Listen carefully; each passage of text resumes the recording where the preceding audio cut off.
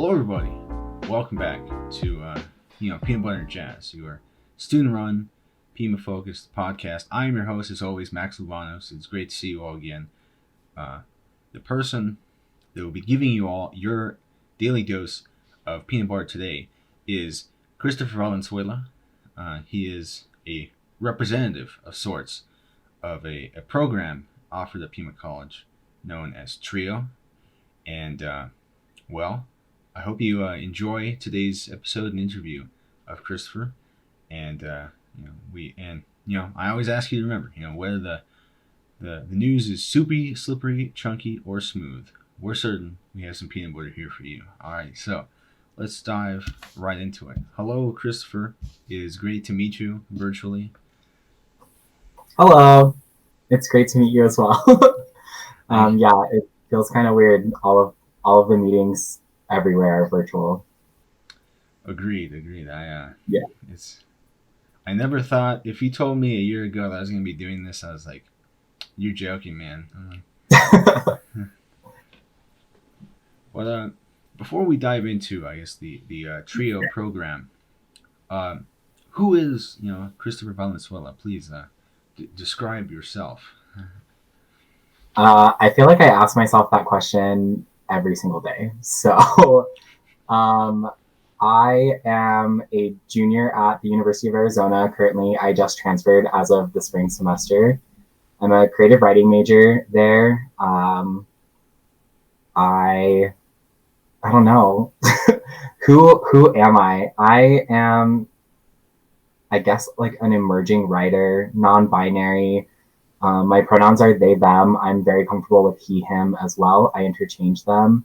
My goal with like my writing and just like who I am as a person is to like create space for LGBTQIA plus like characters and voices and stories. I think I don't know if that really sums me up, but that's all that's coming to mind. No worries. What is it? Have you ever seen the movie Wanted? With Yes. I think it has like the actor for the young Charles Xavier and Angelina Jolie. Yeah. Okay. Yeah. I remember like one of the famous scenes in the movie is where like he keeps on going to Google. This is like when Google first came out. Like I think the movie came out like 2003, 2004, and he like types up who is I forgot his name, but he types in his name like who am I, whatever. Indicating these lost. So, but I'd say, no worries. I'd say if you feel like I tend to ask myself that every day, like as well. But I think everybody does. But it's very nice to meet you. What would you say? I guess interested you in creative writing, because I believe you said that's your major, correct? Yeah. So I've always been like really attracted to writing and just like the idea of like crafting stories.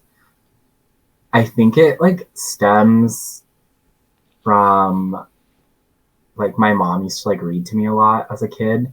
And so like I've just always been around stories. And then like growing up, I was told, like La Llorona, and like you're told like all these like folktale things living here in the Southwest.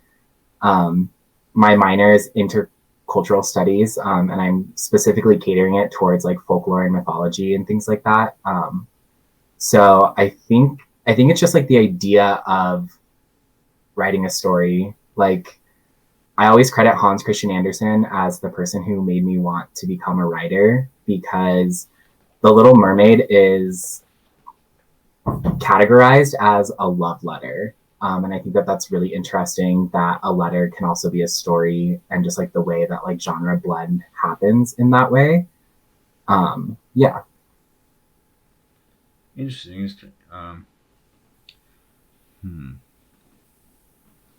Yeah, so me personally, I even though I am of Mexican heritage or descent, I've actually never really heard the traditional folklore like La Llorona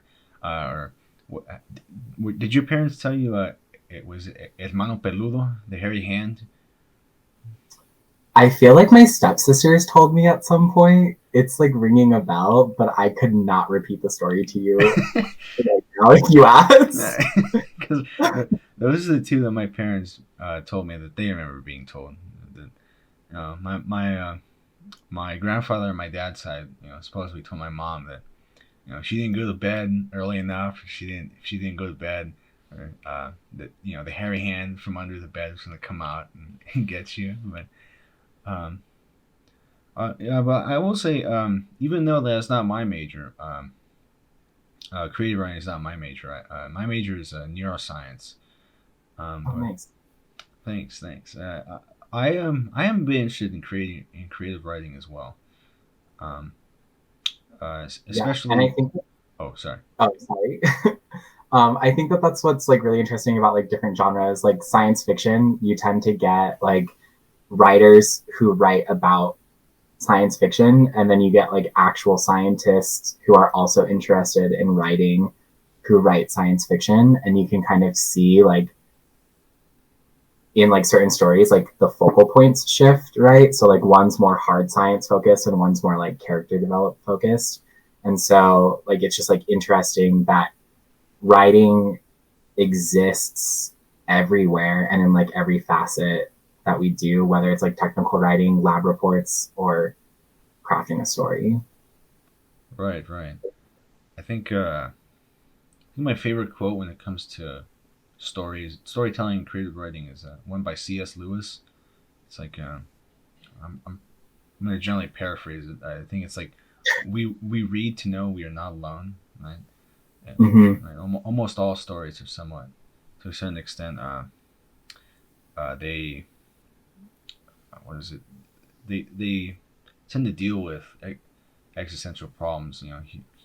Humans have. And I think overall that's what really interests me the most when I hear about stories and I listen to stories.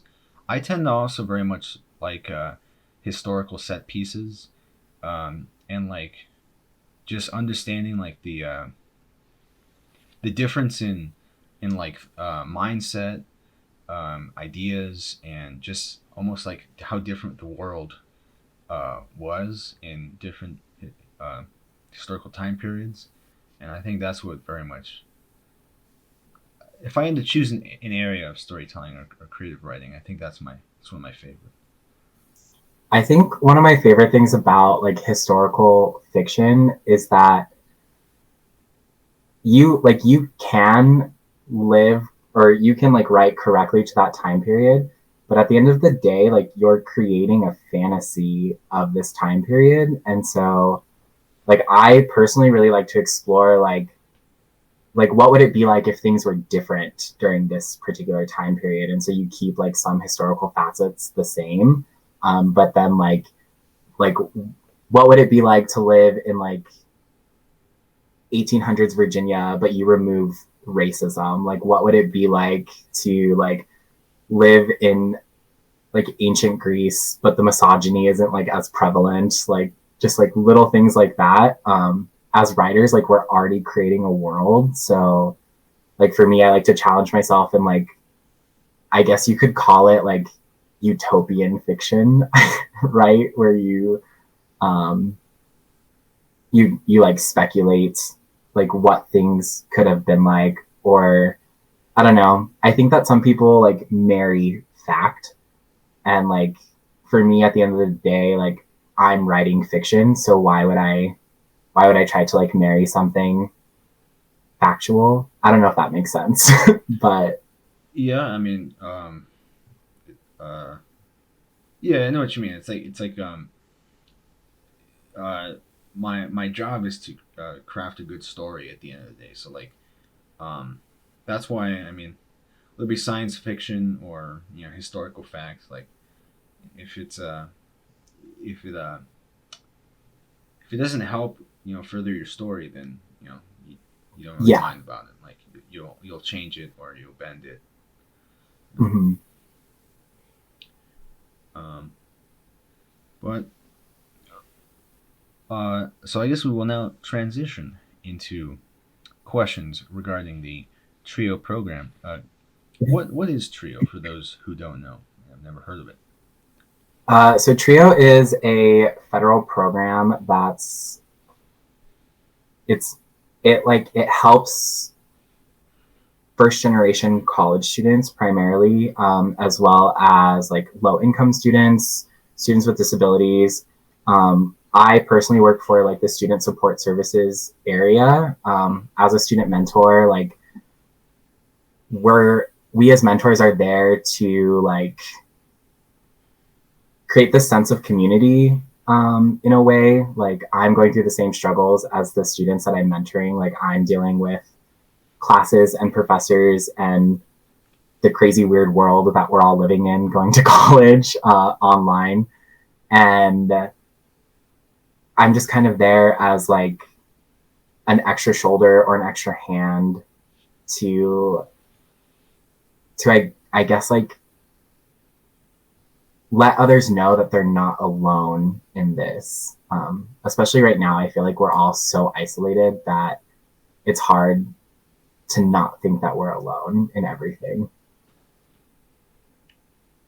I would agree. So, um, wait, when I heard you describe it, um, it- were you like a student employee with Trio?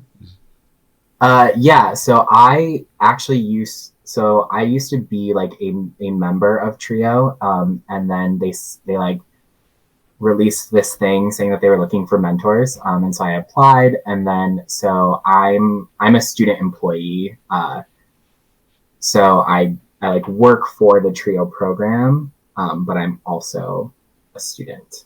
Okay. So this is similar to what is it? First year experiences, Yeah. like Hmm. mentors. Okay. So okay. Um, and so, hmm. And Uh, so like I guess like the services that we provide, right? There we have like tutoring. We have two tutors right now, and they primarily focus on like writing, math, like core subjects and things like that. So we offer those services for Trio members, and then we also offer like counseling and advising. We go through like a PEP, which is like a plan to kind of like lay out what your course is and what the rest of your degree should kind of look like. So that way, um, you're like taking all the right classes. If you need to transfer, like you can make sure that you like have all these resources, because like for me, like as a first generation college student, like I can't go to my mom or to like anyone and be like, hey, like how do I do these things, because like they haven't been through like the college experience. And so that's like what the advisors are there for. And so as mentors, like we're kind of the go between for like students and advisors, and like just kind of like feeling out. I don't know how to say this in like a normal way, but we're just kind of like feeling out the vibes, right? Like that's like what we're doing. We're we're just like making sure that everyone is okay. I think for me at least, like that's like a really big goal. Like I just want to make sure that like things are running smoothly for students, and that they're okay, and that I don't know. It's like I keep going back to like how everything is right now, and like COVID, and the pandemic and everything. I think like my mental health took a huge dive last semester during like the first time that we experienced not being able to go on campus, and like all of this stuff, and just like the stress of what this is. Like I live with five other people. Like how do I navigate going to class in virtual environments and making sure that like I can study and like do all these things when there's so many distractions here at home, right? Like there's when we like went to campus, there were like environments built specifically to like help you focus and to like create those like energies. Um, and so yeah, I think I got off track there somewhere, but oh no, no worries, no worries. So I mean, from my understanding, you were describing essentially what you do as a mentor, or is it called a peer mentor, or yeah. Mm-hmm. okay, and so um, like you're are you is it more like you're paired up with one on one with a student, or is like a group of students that you meet with? So we're given like a group of students, but we meet with them one on one, if Okay, that makes sense. and then like Um, oh oh no, you're fine. We just do like small check-ins, so it's really nothing like huge. That's why I guess that's why I have to describe it in the way of like we're kind of feeling out the vibes, right? We're just kind of here to let students know that like through this weird and hard experience that is college, especially college in a pandemic, like they're not alone and that there are people who like understand these struggles that they're going through and these stresses that they're going through. I know like I always joke, like, is it really a semester if I don't contemplate dropping out once a week? like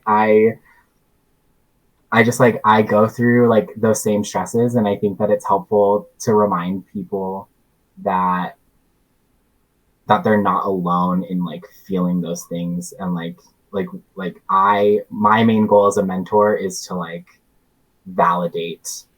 I don't like using that word. I feel like over the past year it's gotten a weird connotation, but like validating like people's feelings. okay, okay. Uh, well, and how often do you check up on them? Is it like once a week or? Yeah, so the goal is to meet with your advisors twice a semester. And then we just kind of like check up on them. Yeah, like once a week, once a month. It's really like not a hard pressure by any means, right? Because like I can't force you to meet with me or anything. I Right. think it's more just like just letting them know that like we're here.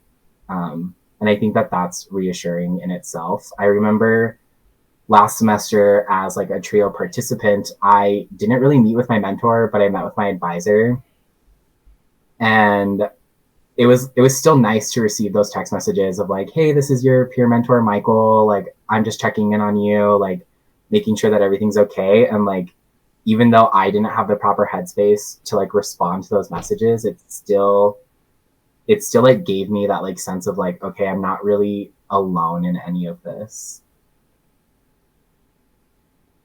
Well, I'd say I'm glad to hear that. You know that was helpful and that you're helping other students right now, helping them remember they're not alone. Hmm. So I guess another aspect that I'd be interested in is where for students who are maybe curious about uh, where they sign up to be a peer mentor for Trio. You know, where do they go, and generally, what does Trio look for in students who are going to be peer mentors? Um, so you would apply like through Pima, like through like the like let I don't know if I have the link still. I can pull it up on the D2L when they posted it. Okay, and then if you want, you could send it the link via the chat in the Google Meet, and then I can pull it up here. So Yeah, so I know that they like look for mentors near like the end of the semester for the like following semester, right? Or for the following year. Um, and so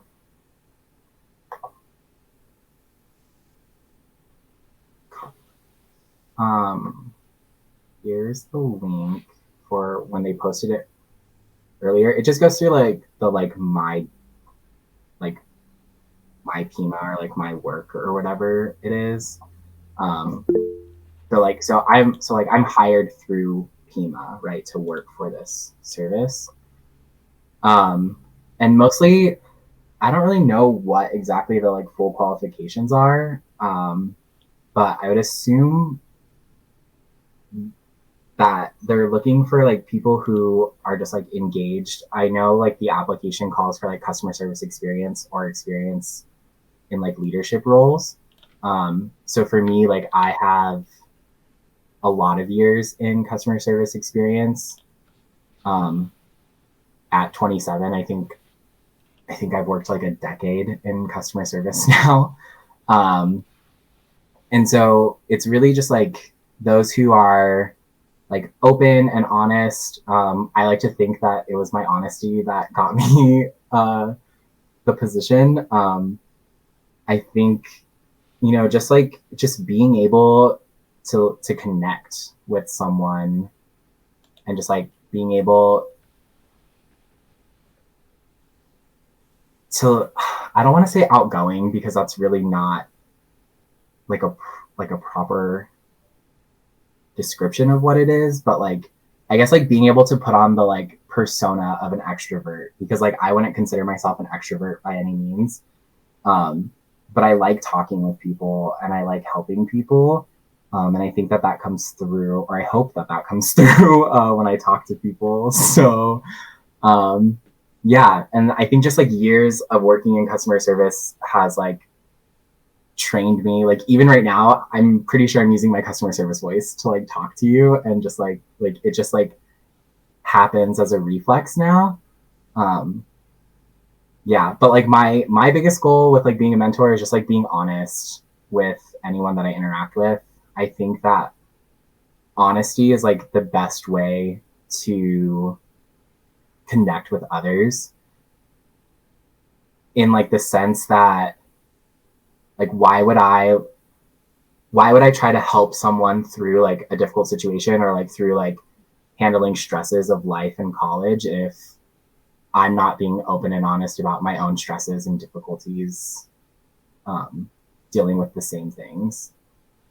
Okay, so like definitely for you, you'd advocate for someone, someone who's definitely willing to show their, um, I guess their weaknesses as well, and their, that when they are down, not someone who's who tries to always close it off. Yeah. So like as a new mentor, right? Like this is my first semester being a mentor.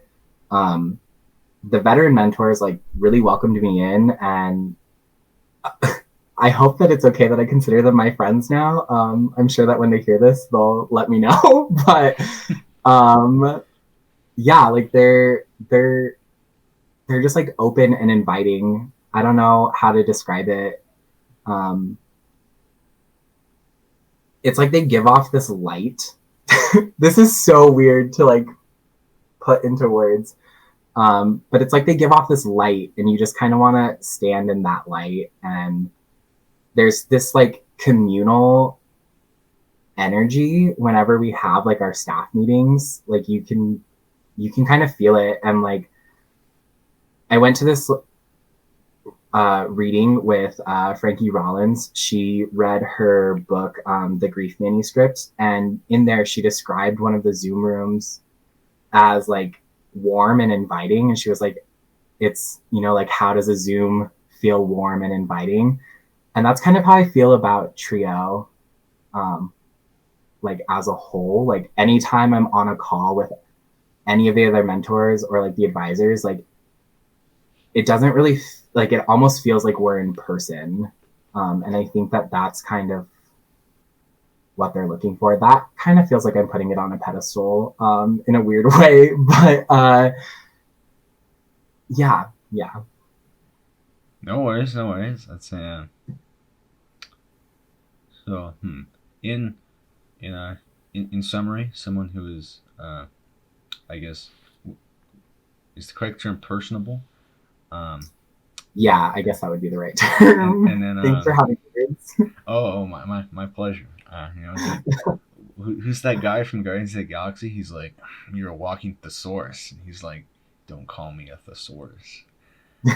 Um, but let's see. So and then someone who's willing to show their, I guess their human side, of their vulnerability, and Mm-hmm. who's really looking to reach out to people in, I guess you could say, their time of need, uh, or or ask if they definitely need anything.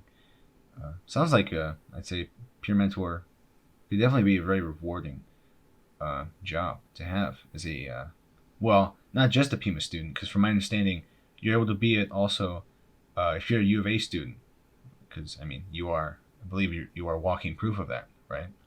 Yeah, me and one of the other mentors are U of A students. Awesome, awesome.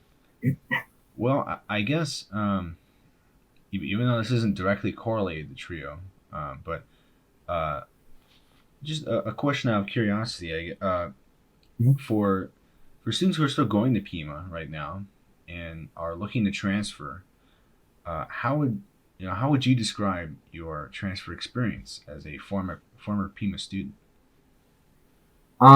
So I took that, like, I think it was like STU 210. Is that the right course? It's like transfer to U of A. Yeah, yeah. And that was super helpful, especially just like as like a first generation student. Like I have no idea what I'm doing, and I've like dropped out prior, right? So this is my third time attending college, I think. That's also weird to say out loud. But No judgment here, uh, man. so so it like really helped me with like the questions that I had about like transitioning. I would say in your final semester, like definitely take that like transition, that like transfer course. Um, it helped me with a lot, and like the way like the assignments are built, they like help you walk through like the process of like submitting your application and building like your handshake profile for U of A and like going through like scholarship universe and like all of those things. And then yeah, that was like the biggest highlight, I guess, of my transferring to the U of A. Um, I personally ran into some issues with like my financial aid and everything, just because I transferred in the middle of the year. So there was like this one form that I didn't fill out, and it just like threw Oh, everything. So I guess yeah, like another thing is just make sure like all your ducks are in a row. I I would personally like reach out to your advisors.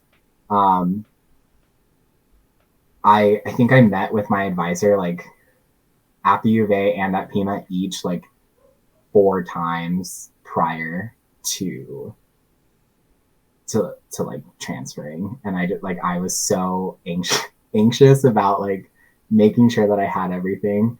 Um, yeah, all right. So definitely keep your paperwork in order. Meet with your advisors often, especially the semester before you transfer, and then the yeah. student. I think like another big thing is just like being open to communication, as weird as that is. Because I feel like my first couple semesters at Pima, I just kind of like kept my head down. I didn't talk to anyone. I didn't really talk to any of my professors, like if I had questions or anything.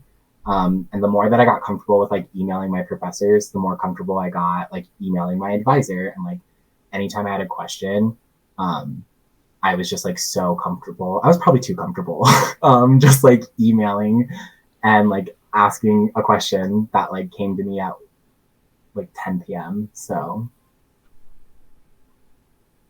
Alrighty. Hmm.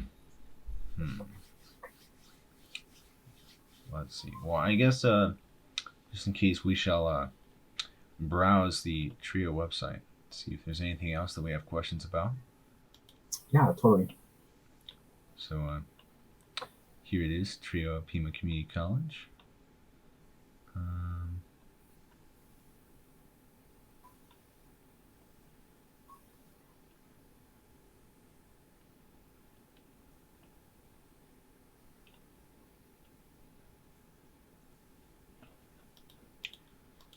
well, another question I had was, did so when you were at Pima, were you like were you a recipient of like Trio support? Yeah, so you have to qualify to be a trio participant. You have to have at least $1 in Pell Grant, I believe. Um, and I didn't receive any Pell Grants until my final semester at Pima. So that's when I became like a trio participant. And so we put on like workshops. So as mentors, like we are designated to like put on workshops, and do like trio talks, and I think that those are really helpful. The trio talks, especially, they're kind of just like a way for us to hang out with whoever can make that talk. And then the workshops are designed to kind of fit different like interests. So like we could do like study techniques, like how to kind of like de-stress yourself in between classes. I'm hoping to put on like a generative workshop, because that's what I do to de-stress, is I just like write, which is probably the opposite of de-stressing, but it's fine. And then there, I know last semester we had like a FAFSA workshop, which I didn't attend, because I had already filled out my FAFSA prior to the workshop, but it just kind of like helps you with like those different facets of like of all of that. Um, Oh, okay, cool. yeah. That seems very nice. The workshops. So, uh, well, at least to me, it sounds pretty similar to almost like first year experience, or like, Yeah, it's pretty similar. okay, very just helping break the ice for college or new incoming college students and Yeah, and then a lot of times like the like degree programs will put on workshops. Like earlier this year, the criminal justice degree put on like a workshop for trio. And then they just post those workshops like onto the D2L page. So if you're a trio participant, then you can like access those workshops, not live as well. But if you're like there live, like you can kind of like ask your questions and things like that. And then last semester, I attended one on mining and like this like geological degree, which was really cool and really interesting because it was something that I probably wouldn't have like sought out on my own. But because like the workshop was offered, I was like, yeah, I can attend this like hour-long workshop and just kind of see what's up. And it was really cool and really interesting. And it kind of showed me how like versatile all of those, like how versatile like each degree kind of is, and how you can like work it into your favor, or like into your minor and things like that. So who knows, maybe I'll take a mining class. A mining class. Minecraft IRL. Go look for Yeah, something like look for that. diamond ores. Um, so and then well, I guess another question I had was so for let's say a student has they've gotten Pell Grant money. Does Trio reach out to them, or do they have to like apply or like register with Trio?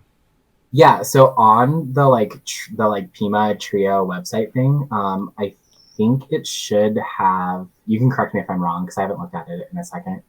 Okay, It should have like a like an apply link, right?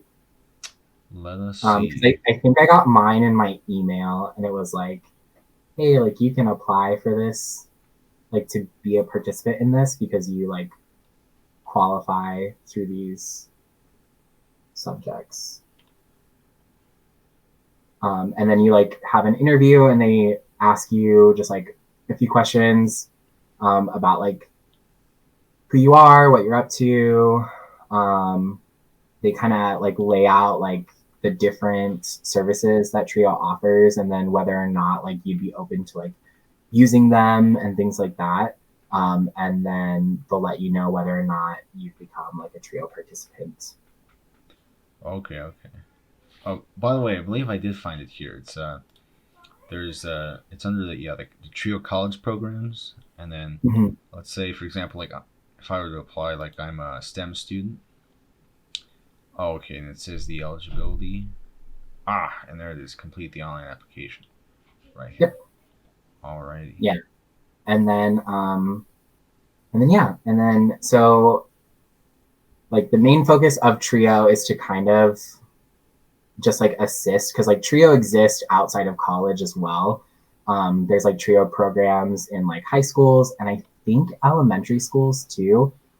It's really just to help like students who are in need, right? Because there's this gap in America between like between like in need / at risk students, whatever you would like to call them, and those who come from families who are not in need or at risk, or below like a poverty line, and versus like dropout rates, like enrollment rates, things like that. So the TRIO program is kind of designed to aid in like the stresses that those cause, because of those gaps that exist in American education and like in the education system itself. So these programs are also in like high schools and elementary schools and things like that. And you can be a TRIO participant like throughout your education career, quote unquote. Alrighty, sounds pretty awesome. Yeah. Well, I think that about wraps up all the questions I had about Trio. We went over your experience, what it's like being a peer mentor, what you'd recommend for students who are going to be transferring to the U of A soon, and was there is there anything else you'd like to bring up or say or yeah? I don't think so. I guess like I don't know. We're all just living in this weird, crazy, messed up society right now, like everything's so weird and different, and I don't have like words to really describe it, but I think it's just like it's like hard to remind ourselves that like others are also going through this same like struggle. And so like I know for me personally, like it's hard for me to like reach out to my friends and be like, hey, like today really sucks. Like, and then but it's like it's nice to also just be reminded that all of this like all these like unprecedented times are like we're kind of in it together. And I think that's what I personally liked about Pima, right? Like my professors at Pima were like really understanding of these circumstances and like of what's happening. And I think that speaks volumes to like the way that like community colleges are able to like delineate. I don't know if that's the right word, but like delineate the weird like hierarchy of education. At like community colleges, you're kind of on like an even playing field, whereas like universities have like an underlying sense of like elitism built into what they are, right? Because community colleges have community in their name, like they're built to build that sense of community. And it's not that universities don't, and it's not that the U of A doesn't by any means. I think that I've like also found those things at U of A. It's just more like open and prevalent at Pima, if that makes sense. Right, like I guess I would think that's probably due to the size of the Yeah. campus and how many people go to college, or like, well, and like generally, you know, all the campuses that Pima has are smaller, so it's much closer together, more tight and knit together, and so you feel, I guess, a sense of community more at Pima than at the U of A. Yeah, and I found that like because like even at U of A, right, like my professors kind of mentioned the pandemic, and they kind of understand like the like difficulties and the struggles that like students are going through, because obviously professors are also going through those same like difficulties and like trying to figure out how to like teach this course online that they would normally teach in person. But I just personally found like at Pima, the pandemic was like mentioned more, if that makes sense. And it could just be because of like the semester that I was at Pima. It was like still a little more new. We weren't in month 11.